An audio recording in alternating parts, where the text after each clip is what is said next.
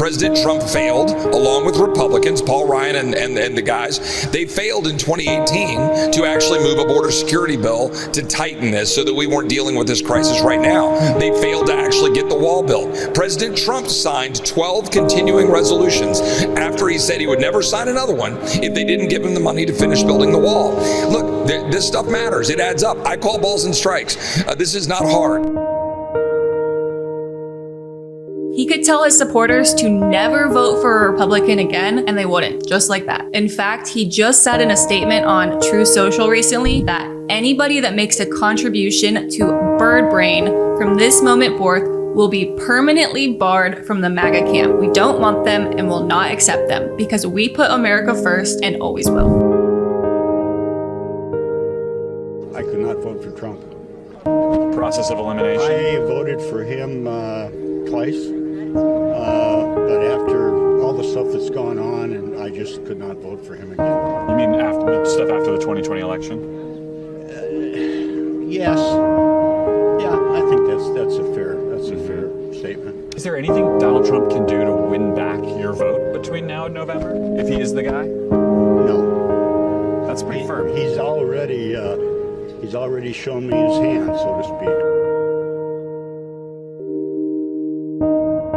President Biden has done a great job of talking about this case for democracy because obviously we saw that as a motivating factor for people in 2022.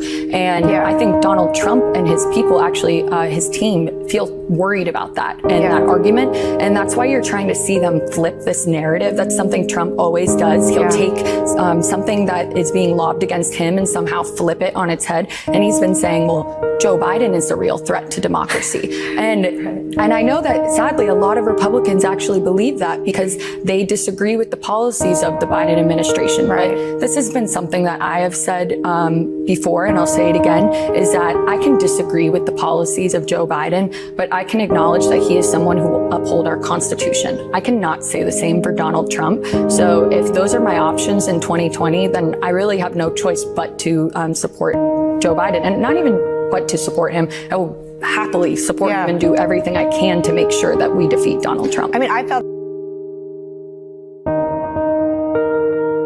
I know you've been reluctant to say who you're going to vote for, but are you leaving the door open to voting for Joe Biden if it's between the two of them? I will say my door is completely shut to voting for Donald Trump, and the only reason that I will not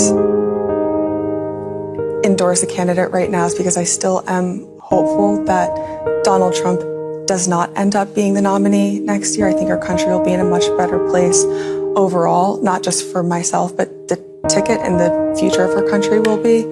But what I will say too, though, is I think everybody should vote for Joe Biden if they want our democracy to survive. Trump is a cult leader, trust me.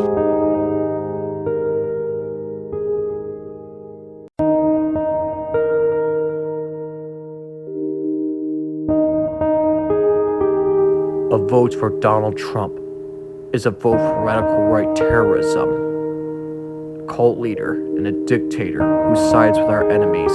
He even inspires Putin to go after our allies. Now ask yourself this, is this the president you want?